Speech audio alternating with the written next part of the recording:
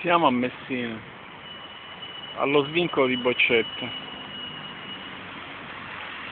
Da questa parte arrivano tutte le auto che escono dall'autostrada al primo svincolo di Palermo.